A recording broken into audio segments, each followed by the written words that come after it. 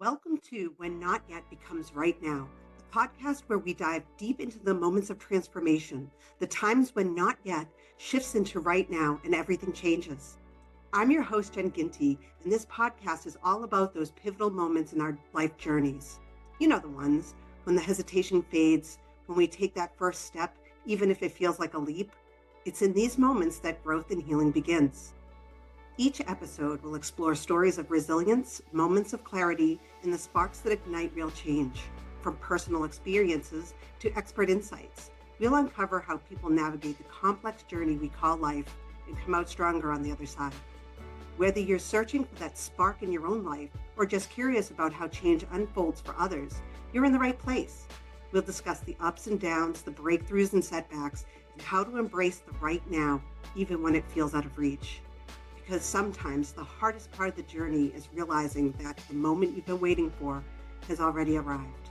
So take a deep breath, settle in, and let's get started. Hello, welcome to When Not Yet Becomes Right Now. I'm Jen, your host, and today we're speaking with Casey Kang Head. Casey is a 3-time cancer survivor and is a trauma-informed cancer coach. And I have to say, the trauma-informed part, I'm all about. She's highly trained to help those going through cancer, and I'm going to have her tell you more about that and also about her book. Hi, Casey. Hi, thank you so much for allowing me to be here, Jennifer. I truly am grateful to be here with you today. I'm so happy you're here. That makes two of us. Figuratively and literally. So yeah, do you just want me to dive in? Yeah, let's dive into it. Tell us about yourself. And I mean, you have gone through quite a cancer journey. Mm-hmm. And, I'm really interested to learn all about what you've learned and how you're helping others. Oh, absolutely. I've learned a lot, and it all started 10 years ago when I was 31 years old, and I thought I was going to go to an appointment during lunch and come back to work. And I literally got the news that I had acute lymphoblastic leukemia. And yeah, so as you can imagine, your life completely changes instantaneously. And I was hospitalized immediately per the protocol. It's just really aggressive how they treat blood cancer. And so it's typically a children's cancer that I had, but I had the rare occasion of getting it at 31. And so I was hospitalized for like 28 days immediately. And I only got out because I lived so close to the hospital and promised to come back like 3 or 4 times a week. And um, 4 months into my treatment, I had a stroke from the chemotherapy that they were giving me. It not only was I supposed to still go through treatment because I wasn't in remission yet, but I also was now having to be faced with recovering from losing all efficacy over my left side. So I had to relearn how to walk, how to talk, how to use all of my left side things and brain. That's So that's so much to go through. yeah, it was quite intense. Recovery was about 8, 9 weeks. Well, I was in the hospital for 3 weeks, and then I did 8 weeks of outpatient therapy, 3 hours, 5 days a week, and it was grueling while still going through chemotherapy. Yeah, so my protocol for my treatment was 18 months long. So I finished my protocol, and then 7 weeks later, I relapsed, and they told me I was back. And it was not something that I had anticipated, considering when I started, they said this protocol you're on is a 97% cure rate. So now here I am back in the hospital because they said my cancer is back, and my oncologist is in the hospital room with me, which is super rare that your oncologist during the middle of the day, not on rounds, is in the hospital with you. Yeah. So she is explaining to me and my now ex-husband, your body is no longer responding to chemotherapy. we have two options. You can go on this immunotherapy or you can do this clinical trial. And after some much consideration and some talking back and forth with her, asking a lot of questions, we were like, we decided to do I say this is we because I thought of everyone that was there as a team member. Like my oncologists, they want to cure the cancer, they want to get rid of it. That's their job. So how can I participate and be the best, quote unquote team member of that, right? And so as a team, because I could do the immunotherapy and it wouldn't negate me from doing the clinical trial, and it was the least aggressive route at that moment. And these were the two options that I had.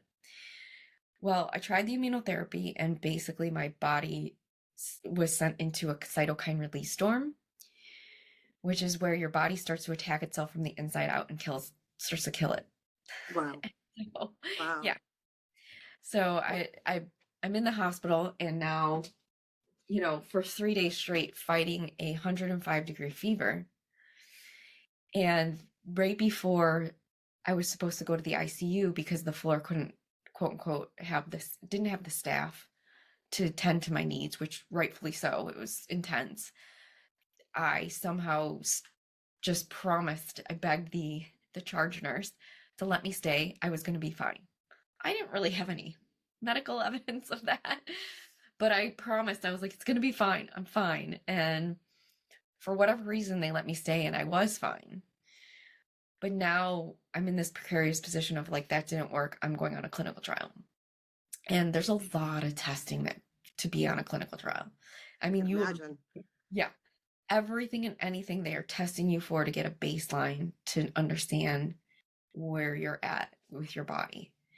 And, it's intense. And so 1 week before I'm supposed to go on this clinical trial, it gets shut down. Oh no.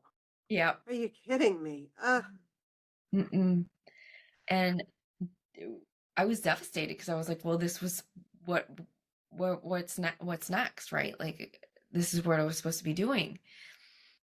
And my team goes, there isn't anything. There's like, they did say, they were like, there is one other clinical trial going on. It's at a different hospital, but it's full. And with clinical trials, there's no line skipping. And they said, even if we put you on the list, which we're going to do, it doesn't mean you're going to qualify, because they have different standards and protocols for that clinical trial versus the one that I was supposed to go on. And so I was like, great. It doesn't sound like that's really a viable option from how they prefaced it and the language that they used. So I said, that's pretty much out, because it sounded like there were a lot of people on this list. And so we said, what's next? And they were like, we don't have anything. And I was like, what do you mean you don't have anything? Like, there's no other hospital, there's nobody doing anything? They're like, no. They're like, we're going to give you more chemotherapy to keep the cancer at bay, give you blood and platelets to keep you alive. They're like, but we're waiting right now. So I'm in the hospital this entire time. And somewhere around day 50, the rounding doctor comes to us and says, the Leukemia and Lymphoma Society just ended their annual doctors conference. Your oncologist, because the goal was to get into remission to get a stem cell transplant. So I had a stem cell hematologist oncologist. And she goes, she wants you to try this. And it was 2 pages of research. It was a different immunotherapy for cancer that wasn't even mine.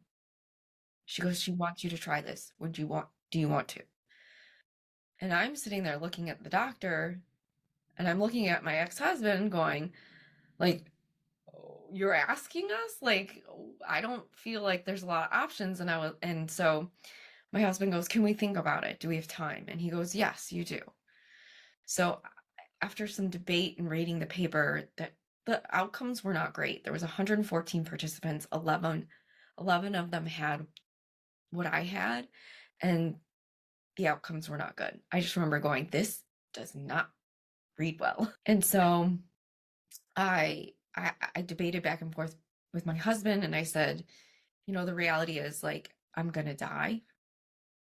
And at least if I do, it's not going to be for nothing. And so, That just must have been so debilitating to hear. yeah, it was, you know, I never lost hope that there would be something. But in those moments when reality hits, you're just like, I either can fight this every step of the way or I can accept it and die. And I said, that's so selfish to just accept it and die. I said, at least I don't die for nothing.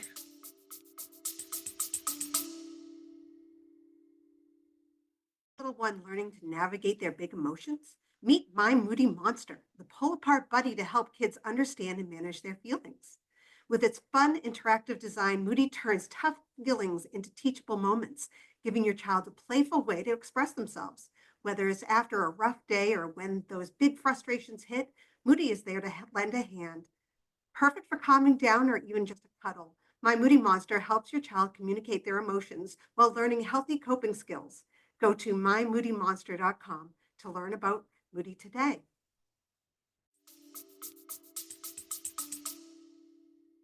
You're such a strong woman that you made that decision. Yeah, That you're like, this isn't just for me. This is for others who may need this. right.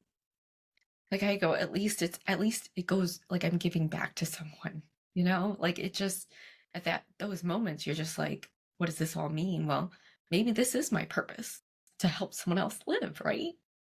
That's what you think about. And, you know, uh, the doctors came around the next day. We told them we had made our decision that we were going to try it. And I was, after the first failed immunotherapy, I wasn't really so gung ho about it. So I was really hesitant about like, this could literally kill me again. Like, I don't know what's going to happen. Um, and just really how scary that was and how just like, no, there's not a lot of people that can understand or even help you through those decisions of like, how do I navigate this? So I trusted my gut a lot in those moments.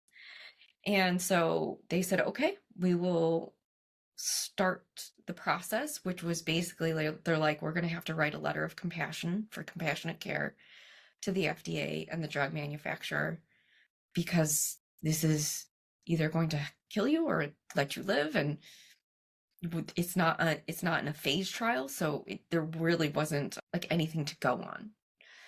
It was like my Hail Mary or my I always call it was my moonshot, right? Like it was my one opportunity to figure out what if I was going to live.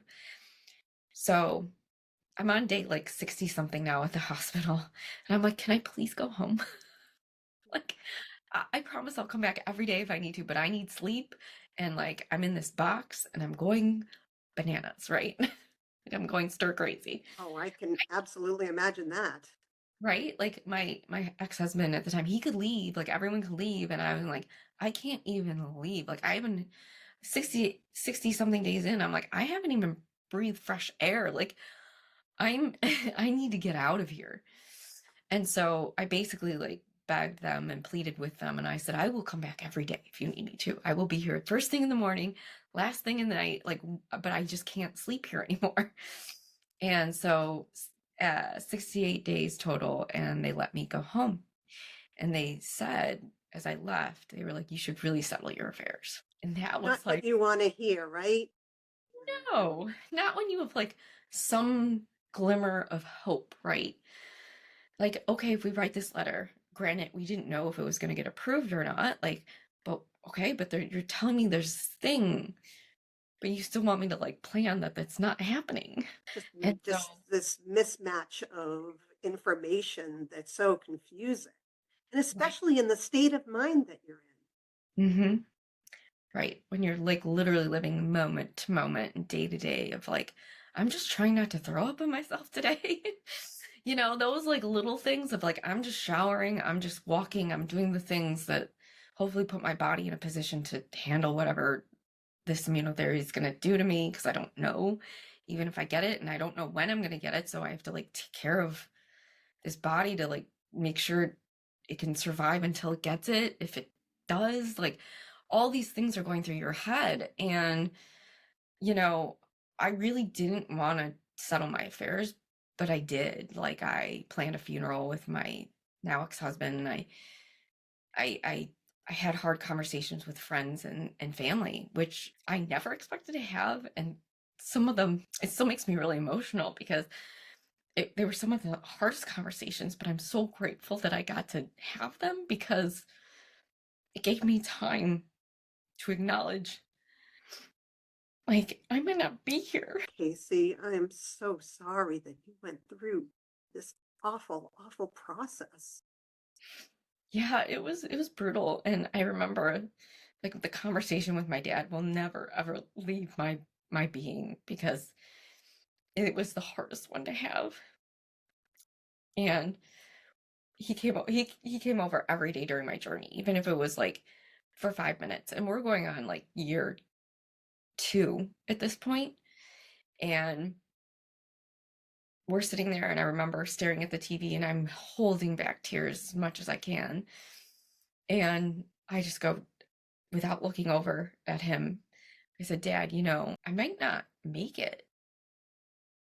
And he, without skipping a beat, without looking over, goes, yeah, sometimes we don't make it to the end. And it was, you know, in hindsight, I'm so glad that's what he said.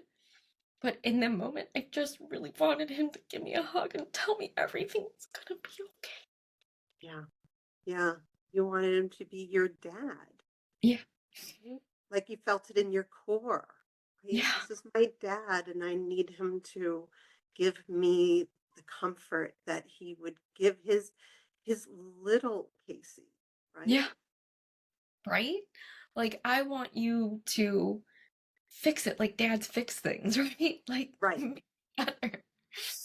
And, I actually, Jennifer, to sidetrack for a second, I had the opportunity now 4 years ago to circle back to that conversation and ask him why he said that. And I said, well, why did you say that? All I wanted to hear was like, everything's gonna be okay. He goes, there's no books on how to talk to your dying daughter. Yeah. It's that idea that, they have to go into like some sort of like doctor mode or something, right? Where they're going to be like, yep, these are the facts. This is what we're working with. When Yeah. really you need, your daughter needs a hug. And Yeah. yeah, And also in that conversation, like I realized like he was dealing with and grappling with the same thing that I was.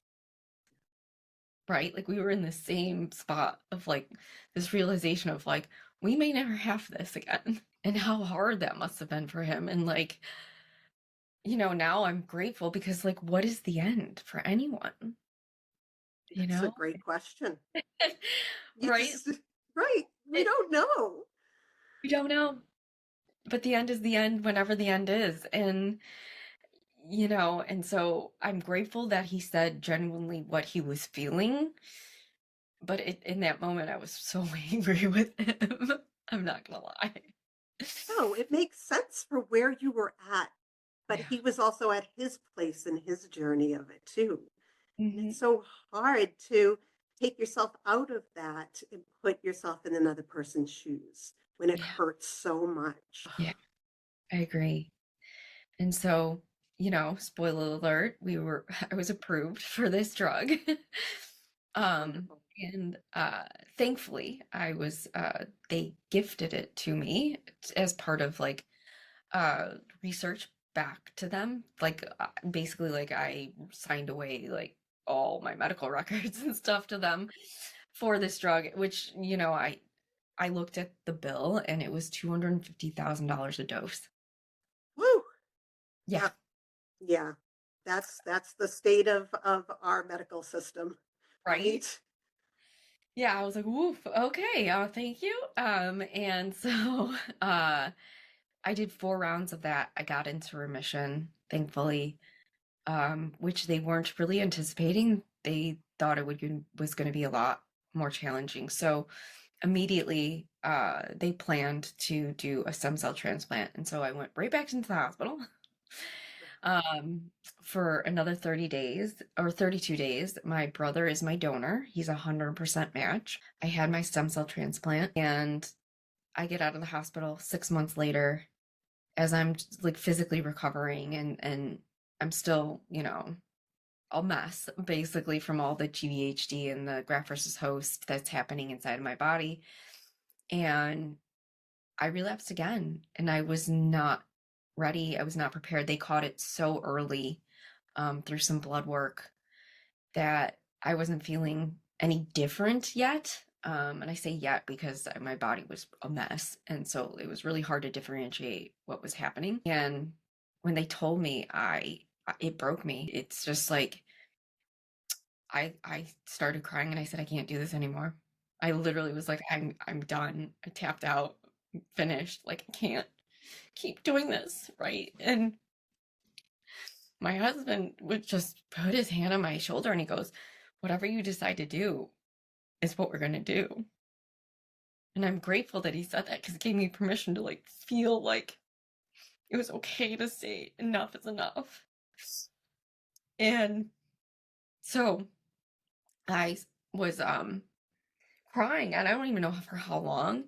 And all of a sudden this voice popped into my head and it said, your dad would be so disappointed if you just gave up. And I was like, that freaking guy. And I was like so kind of mad that's what came, to my head. And I was just like, begrudgingly, I said, fine. And I'm having this internal conversation. I didn't say any of this out loud. I said, fine, but that's it. We're done. Like, I'm not doing this for me. I don't care if I live or die. I go, but I'm doing this for him. I'm doing this for my husband. I'm doing this for everyone that helped me get to this point. I go, because I don't care if I live or die. I go, but they sure as hell do. But this is it. Like, we're done. I go, so you're either going to let me live or you're going to kill me. I'm not doing this for the rest of my life. Like, it was just like a deal I had to make. And so the goal after that was remission again, stem cell transplant again, and hopefully, see if that works. And so we did 4 more rounds of that immunotherapy and I got into remission again. And we were like, okay, are we going back into the hospital again? And they said, no, we're just going to wait.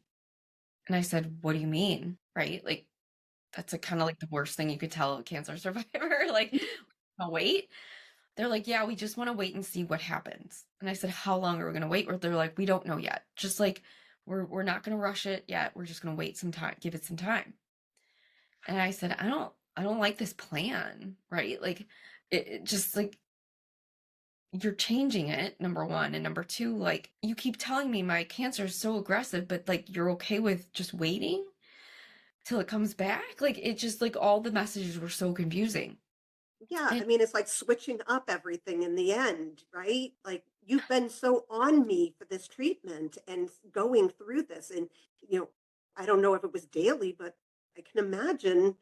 And suddenly it's like, well, we'll see what happens now. right, right. And so I was just like, okay. So I was still at this point going back to the hospital once a week for blood work, for appointments. Like, that didn't go away for a long time. And so every week I'd go. My oncologist, she's amazing. She's retired now, unfortunately. I wish she was still practicing medicine, but she retired. And she, in her thick Russian accent, would always, as she left the room, put her hand on my shoulder and goes, baby girl, we're just lucky you're alive. I'm just like, that is not, like, I love you and I'm glad you're saving my life, but like, don't say that to me. Yeah, what is all of this language of you're here? We're happy you're here today. Right? Right? Like, and so I lived like that for like 6 months. And finally, I worked up the courage because I was like, is it okay if I go live life? Like, I don't know what we're doing here, right? like it was very confusing. I mean, I was still getting blood and platelets, but like, what are we actually doing? Like, what's the plan? And she said, she goes, yeah, we think so. We think you're okay to live life. And I was like, okay, well, how do I go do that, right? You haven't been doing that for how, No. like 2 years? At that point, we're in year three and a half, four. Wow. Yeah. So for the past 4 years, you've been going through this and wondering what the next step is. And then they're like, go on, live Yeah. life, even though 4 years ago we stopped you from living life. Right. Like, I only knew myself as a cancer patient at this point. Like, I didn't know life outside of that. Every day was waking up thinking, like, how do I not die today? Yeah, I mean, it becomes an identity. Yeah. Wow. Yeah. So I was like, okay, well, what do I need to be doing? They're like, eat right and exercise. And I'm like, that's not helpful. Right? Yeah. And Don't so, you tell everybody that? Don't you tell the like 70-year-old man the same thing? right, that 70-year-old man lived his life. Like, I'm in the middle of my life. And so in that moment, I realized, I'm like, oh, they don't know life after cancer because all they're doing is trying to kill cancer. And I said, okay, well, who's going to help me? And there wasn't a lot of services out there. And everything that I had gone to for surviving were clinicians who I appreciate very much, who meant well, but didn't actually have experience going through it. And so their point of view just missed the mark every time. It's so clinical. They Yeah. don't have the other side of it where they're helping you, holding your hand through living again. Right? Like, uh, uh, do I go back to work? Like, what, all these questions, like, of like, what am I supposed to do now? Like, my life is completely different. Right. And I'm still dealing with like a lot of side effects, but also how do I get back to living? Like, because I just feel like I'm still surviving every day, thinking it's gonna come back because it was so aggressive. I was just like, I don't I don't feel comfortable going out there and having it ripped away again. I couldn't withstand that. And I got angry. I was really angry. I ended up having like a nervous breakdown basically. Well, I can only imagine that would happen under all of these circumstances. Yeah, I fell to the floor on my kitchen and I just broke down, and it was the first time that I admitted that I was not okay. Because, as a cancer survivor, you're like, "Oh, you're alive. You should be feeling great." And you're like, "Yeah, I'm okay." But really, like, the internal conversation was like, "You are not okay. Nothing's okay. Everything's not okay." And They didn't say, give you some sort of psychological counseling for this. mm-mm. They just like, go ahead and survive now. Yeah, basically, I was already in therapy, like about I would say 10-ish months into my original treatment plan. I sought out a therapist that dealt with cancer specifically, because I just knew I needed help. Like, I didn't know what I was doing. No one around me knew, and so there was no one I could even ask. And it took me a long time to find her, and I remember there were points of contention even with her where I walked out. I walked out of an appointment and I go, "You don't understand." And we literally had a verbal argument about it. And I left that appointment. I wrote her a scathing email about how she didn't understand. And I showed up the next week and she goes, "I didn't think you were going to come back." And I said, I'm "Look, surprised too. honestly, Jennifer, I'm really surprised that I came back." And I looked at her and I go, "I don't know where else to go and I need help." I knew my limitations and what I was feeling, and I was like, but can we disagree? Can we agree to disagree that you don't understand?" It's And it's if you haven't lived through it, mhm. how can you possibly understand the physical feeling of it, the emotional feeling of it, the mental side of things? Like, I don't know, did you have a lot of like brain fog, that kind of thing that was inhibiting you Oh from yeah, making? all of it. Like, you're just a hot mess. You can't think clearly. Your emotions are all over the place. You know, that's why I became trauma informed, because I wanted to understand why that happens. And yes, some of it to some degree is the chemotherapy, but a lot of it's just being in trauma for so long, your brain adapts to that and changes. Like, so I needed to understand why that happened and how to like help serve myself and my clients to get out of it. If you look at chemo brain or which is brain fog and trauma brain, they're the side effects, the symptoms are extremely similar, if not the same. And so I needed to better understand myself as well. And the funny thing is, like, as we were wrapping up some our treatment together, the therapist that I had, because I knew at some point our journey was going to end, I asked her, I go, so I know that you haven't personally gone through cancer, have you? And like, because maybe I was wrong. And she goes, no, I haven't. I go, so what's your experience? And she goes, well, my brother had it. And I go, oh, so you don't understand. And I just like, I gave her that compassion because I was like, you think you understand, but you don't. Right. She was living adjacent to Hmm. the cancer. Right. She was watching someone she loved going through it, but she was adjacent. Hmm. She was just next to the cancer. Which is a totally different experience. Like, I don't know what my ex-husband experienced. Like, I can't even begin to fathom what he experienced, or my dad, or anyone that watched me through it. I can't because I went through it. I don't, and I would never pretend to understand. And, I know they are, they are still, a lot of them are affected by it. Like, I go to doctor's appointment, my dad's like, are you okay? Everything okay? I'm like, yes, Dad, I'm fine. But I know it's like right below the surface. And how could it not be, right? Yeah, yeah, absolutely. Your loved ones are watching you go through this and living their own fears and worries for you. And I can absolutely understand them constantly being like, "You went to the doctor. What happened? What did they say?" Because they're kind of waiting for the other shoe to drop, especially for what you went through, the 4 Hmm. years of it. Yeah. Yeah. Of just like trying not, like I always say, I just tried not to die. Like, you know, it's just, that's the whole goal, is just don't die. Like, it sounds so crazy to say out loud, but it's the truth. So, how did you decide that you wanted to get into helping others going through cancer?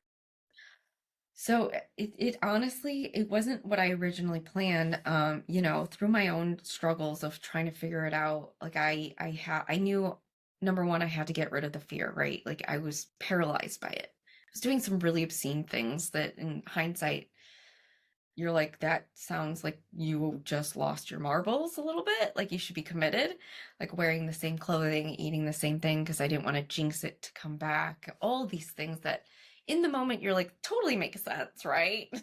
Yeah, well, that's the fear creeping in, saying, okay, this worked today. So I'm Yeah. going to have to do it tomorrow to make sure it works tomorrow, too. Ah, Yeah. Yeah. So it's like you're living in your own prison. And so I was like, okay, if I even want to step foot forward, I'm like, I need to stop living this. And so I was like, well, how do I do that? Right? Like, how do I just, it's not like a light switch you can turn off. So I was like, how do I really get out of survival and stop doing this? So I dove deep. I researched, I talked to experts. I again was still in therapy. And it still wasn't enough, right? I went on a healing retreat that I couldn't afford at the time because I needed something, but I didn't know what I needed. And I just kept trying things that were being guided by my intuition. And a lot of it, trust me, I wasted a lot of time on stuff that didn't work. But what I but you have to found, try, right? You have to right? try. Yeah. Oh, 100%. And I'm glad I did try those things, because now I just was like, okay, that's totally not it. But what I really started doing was researching, okay, well, if we're at war with ourselves, like, what are veterans doing to get out of their PTSD and their trauma, right? So I was kind of taking things that I was reading about what they were doing, and some of the things that they were being taught, and applying it to myself, because I'm like, same but different, the difference is, a big difference is, like, when they're taken out of the war zone, quote unquote, they don't have to go back necessarily, but we do. We have to go back to a doctor's appointment. We have to go back to the hospital. We have to, right? These aren't, I mean, everything's a choice, but like the ramifications of that are real. That's what complex PTSD is. And I think that's something we really need to give the listeners more of an understanding of, because complex PTSD is you're steeped Yes. in trauma. Like Hmm. it's cancer treatments, it's going through that, it's going through childhood abuse, Hmm. homelessness, domestic violence. Those things you're living in Right. that trauma, and it changes your body chemistry, it changes your neurons, and you Hmm. become hyper vigilant, hyper focused. And it's Hmm. at a much higher level than people really understand. Right. And it's so much more complex because you're immersed in it, like you said. Like you're not like it's not like a one-time event where it happened and then you're done with it forever. Like it happens for most over the course of years, right? Like childhood trauma, it's not like a one-time thing and then it's gone. Like it's usually years of something happening or a long stretch of time, and that's really the complexities of it. It's like you don't have a break from it. Yeah, I mean, I lived 14 years with my abuser, and when he was taken out of our family, the trauma doesn't end. It's just a different trauma that happens. For me, it was the court system trying to Mm. put him in prison. And for others, it's other things, like some kids have to go into foster care after abuse. So the trauma doesn't stop right there when the abuser is gone. We No, have other traumas that happen afterwards.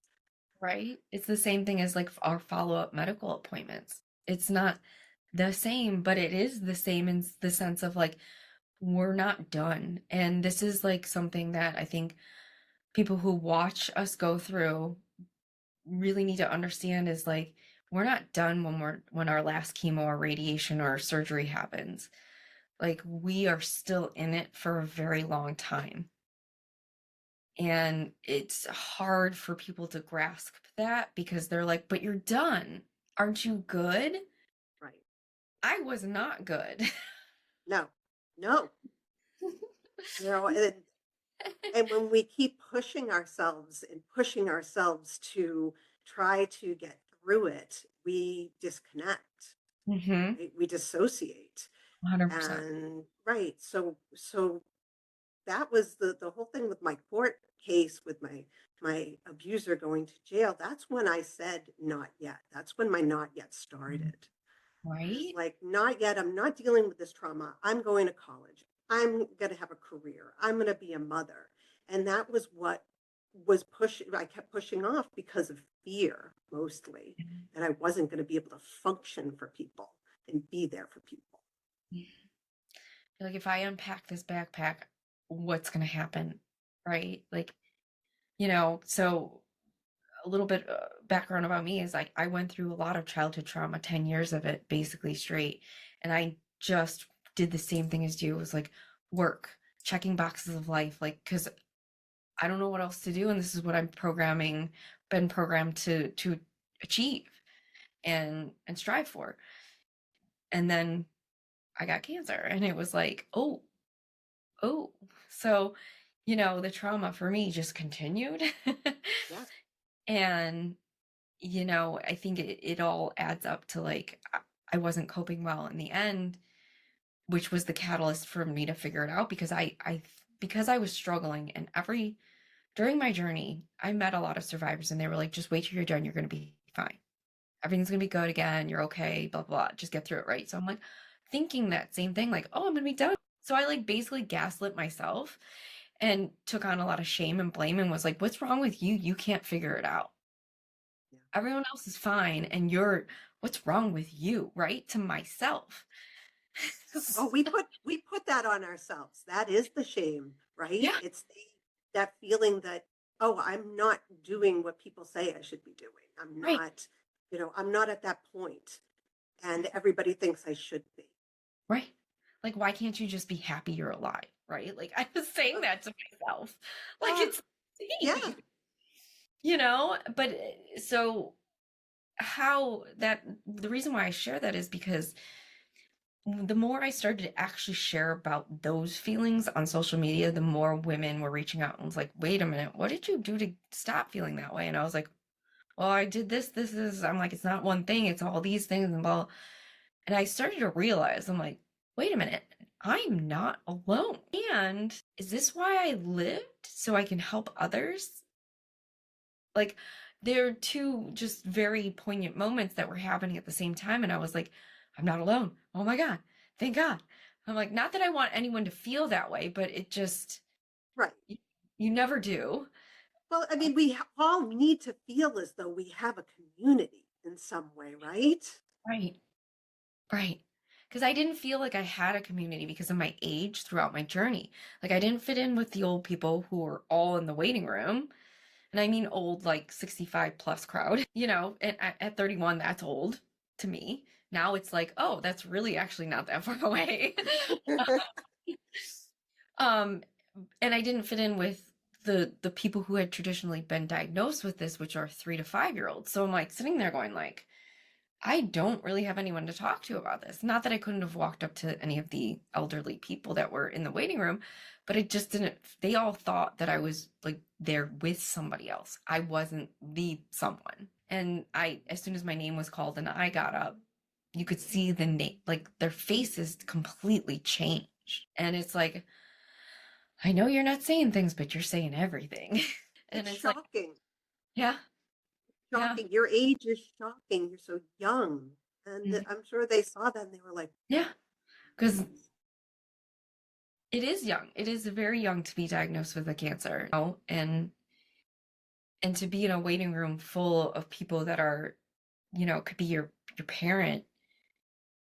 It's really jarring. So even me being there was jarring for me. Like I'm like, I don't belong here. Like it's like that disconnect. So I started to share more and more organically. I just was like, if I'm gonna say what I need to say, and I'm gonna say it in my voice and as real as it can be.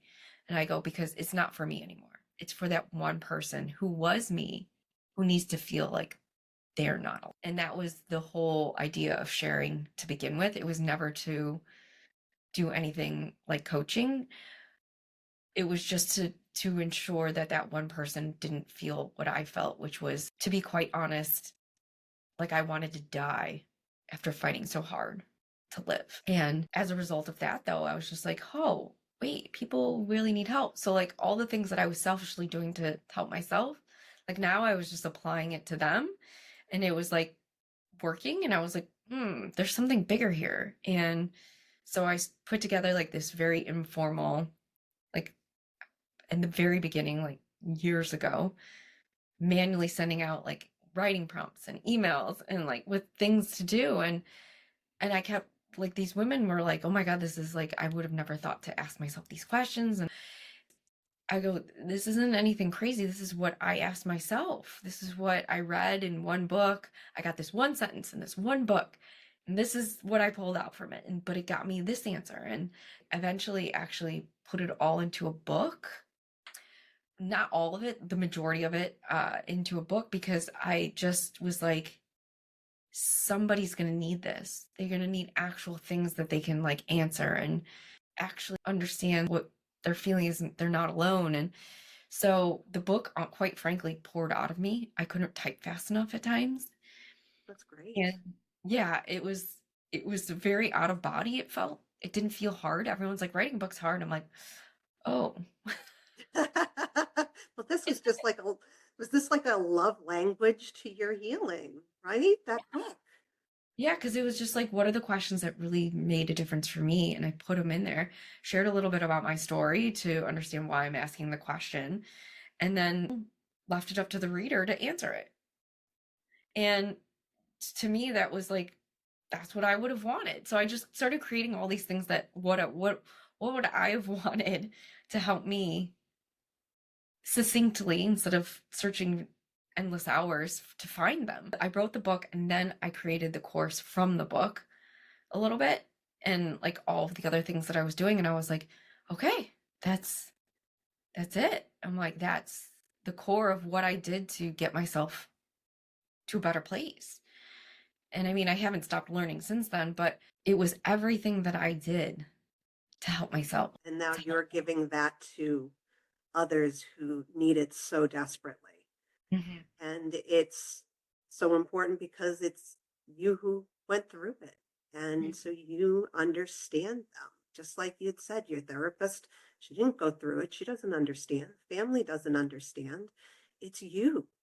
Yeah. And that book is you. Right? It's like an extension of you. Right?